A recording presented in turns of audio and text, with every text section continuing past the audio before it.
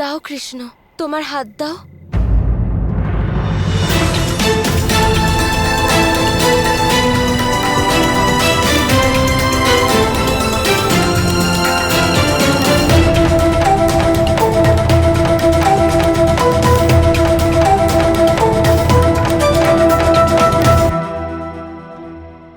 কত রক্ত পড়ছে আর তুমি একটা শব্দও করলে না।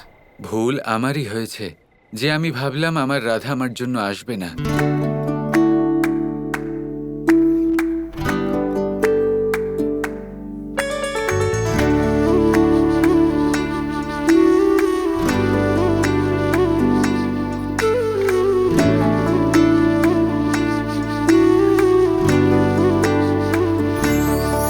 তুমি প্রেম মোর, তুমি প্রাণ মোর, বাঁশির সুরে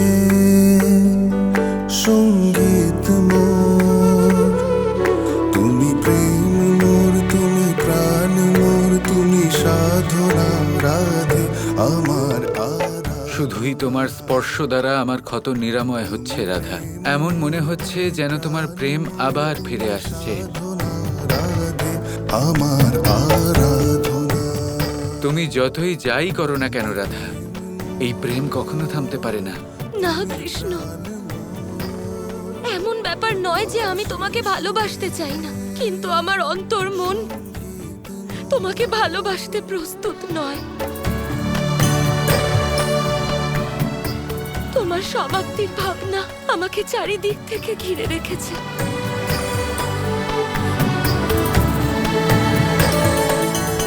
এসো আমার সাথে।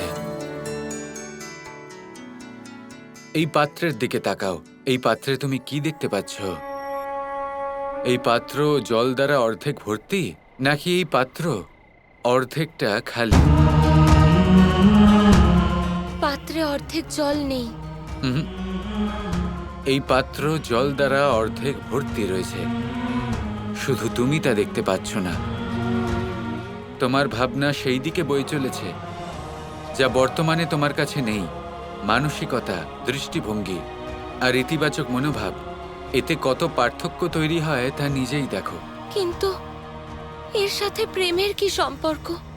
প্রেমের নয়, মানসিকতার সম্পর্ক। রাধা, এই অভাবের সমাপ্তি ঘটানোর জন্য সর্বপ্রথম তোমাকে নিজের বিচারধারা নিয়ন্ত্রণ করতে শিখতে হবে।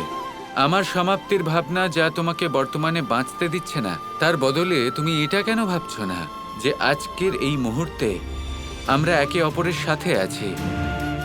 এই বিচারধারাই হলো ওষুধ রাধা। যেভাবে তুমি আমার শরীরের ওপর ওষুধ প্রয়োগ করছো, তেমনি নিজের মনেও ভাবনার এই ওষুধ তোমায় প্রয়োগ করতেই হবে। প্রেমের অভাবে নয়, প্রেমের প্রভাবে বাঁচতে হবে। কৃষ্ণ, এটা বলা খুব সহজ, কিন্তু একজন দ্রষ্টা হয়ে দেখা সেটা সহজ নয়। আর শেষের সেই পথে প্রেম কি আমার হাত ধরবে? সেটাই তো আমি বলছি রাধা। এই সমস্ত খেলা হলো মানসিকতার। তোমাকে নিজেকে এটা বোঝাতে হবে যে তুমি সমাপ্তির পথে নয়, বরং প্রেমের পথে এগিয়ে চলেছ। আর সমাপ্তির হাত ধরতে হবে। এই সমাপ্তি অবশ্যম্ভাবী, একে কেউ বদলাতে পারে না। প্রেমের পথে চলেই এর সম্মুখীন হতে হবে। কোনো ব্যাপার নয়। ভয় ব্যক্তিকে অন্তর থেকে ক্লান্ত করে, আর আজ তোমার সাথে সেটাই হচ্ছে।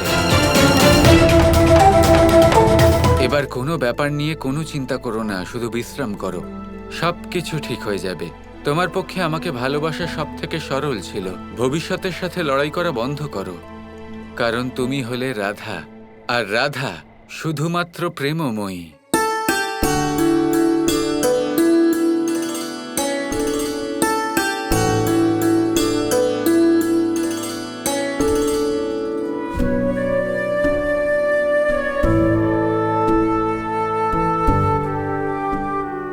হ্যাঁ কৃষ্ণ, এখন আমি কিছু বুঝতে পারছি না, কারণ আমি খুব ক্লান্ত।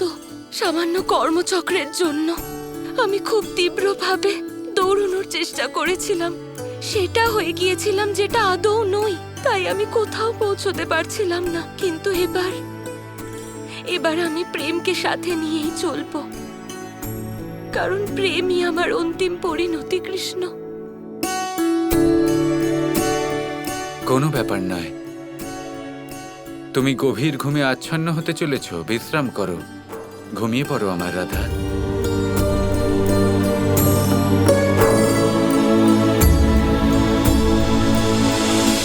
শেষ পর্যন্ত আমি আবার তোমার প্রেম ফিরে পেলাম রাধা। আমি তো এটাই চেয়েছিলাম।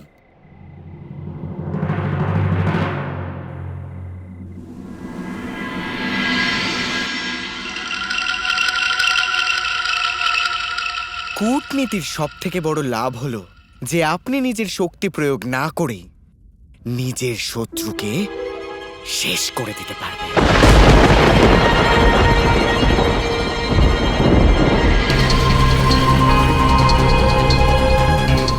অনিরুদ্ধ, আরে কাকাশ্রী, আরে থাক থাক থাক। আপনি তাও এত সকালে? সব কুশল তো? হ্যাঁ, আসলে আমার তোমার কাছে একটা অনুরোধ ছিল। কাকাশ্রী, আপনি আমার কাছে অনুরোধ করবেন না।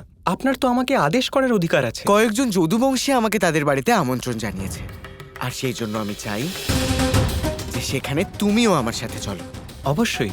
আর তাছাড়াও নিজের বাবার পরে তো দ্বারকার রাজ সিংহাসনের উত্তরাধিকারী তো তুমি, আর সেই জন্য আমার মনে হয় তোমার নিজের প্রজাদের সাথে সম্পর্ক আরো বাড়ানো উচিত, যাতে ওনারা তোমার উপর বিশ্বাস করেন।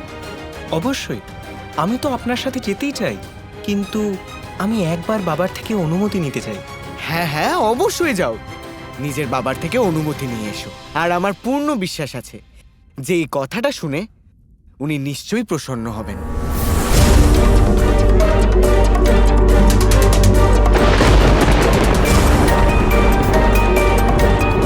অনিরুদ্ধ, তুমি কি যদুবংশীদের ঘর থেকে দ্বারকায় আবার ফিরে আসতে পারবে?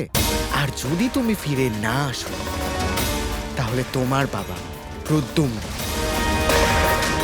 ক্রোধবশত যদুবংশীয়দের সাথে যুদ্ধ করবেন, আর তারপর শ্রীকৃষ্ণকে ভ্রাতা প্রদ্যুম্নকে সাহায্য করার জন্য যদুবংশীয়দের বিরুদ্ধে লড়তেই হবে। আর তারপরে দ্বারকাধীশ শ্রীকৃষ্ণ জ্যেষ্ঠ ভ্রাতা প্রদ্যুম্ন আর অনিরুদ্ধকে শেষ করে দেব। আর সেই পতন থেকে আমার সূত্রপাত হবে শাম্বর সত্তার সূত্রপাত হবে।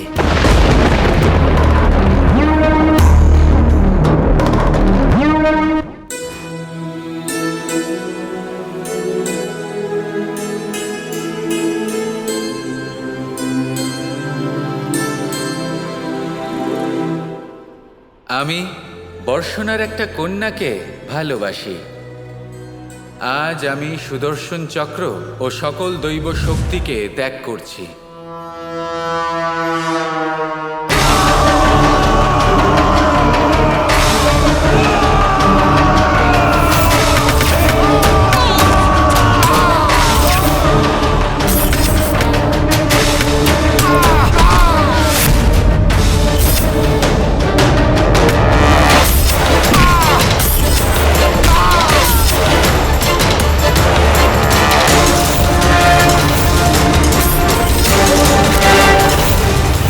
শেষ পর্যন্ত যদুবংশীদের মধ্যে ভাঙন ধরেই গেল।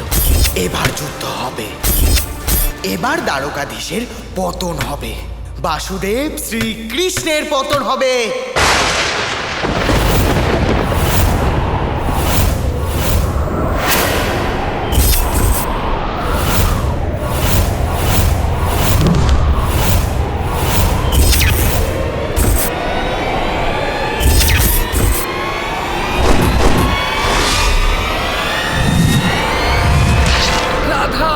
কৃষ্ণ!